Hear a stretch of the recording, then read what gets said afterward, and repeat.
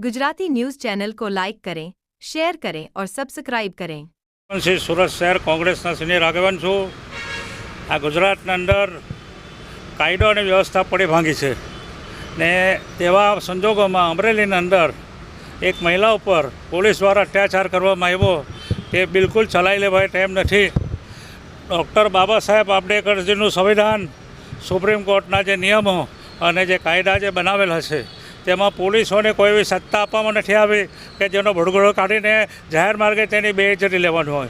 ખરેખર આ તો સુપ્રીમ કોર્ટ હોય કે હાઈકોર્ટ કે ડિસ્ટ્રિક્ટ કોર્ટ હોય કે નીચલી કોર્ટ હોય તેની પરવાનગી લીધા વગર કશું થઈ નથી શકતું।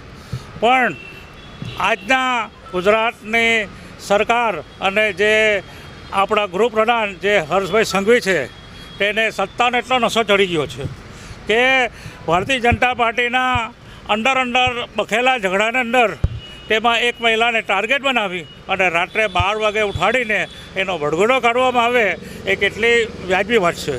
ત્યારે ગુજરાતના મુખ્યમંત્રી હતા નરેન્દ્રભાઈ મોદી, અત્યારે દેશના વડાપ્રધાન છે, તે કહેતા હતા કે બેટી બચાવો બેટી પઢાવો અને બેટીને ભણાવવા માટે અમે પૈસા સરકાર આપશે।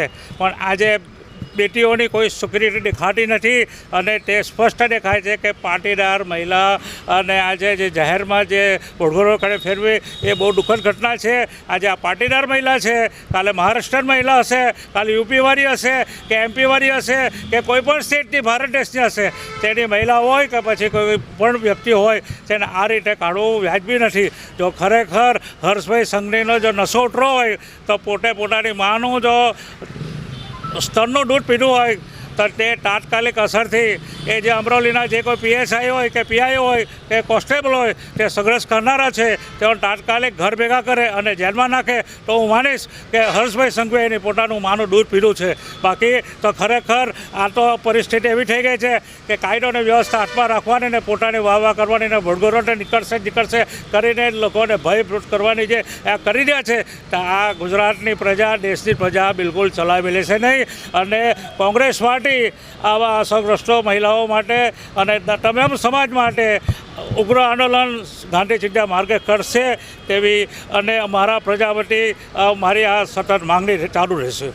रिपोर्टर अरविंद राठौड़, सूरत।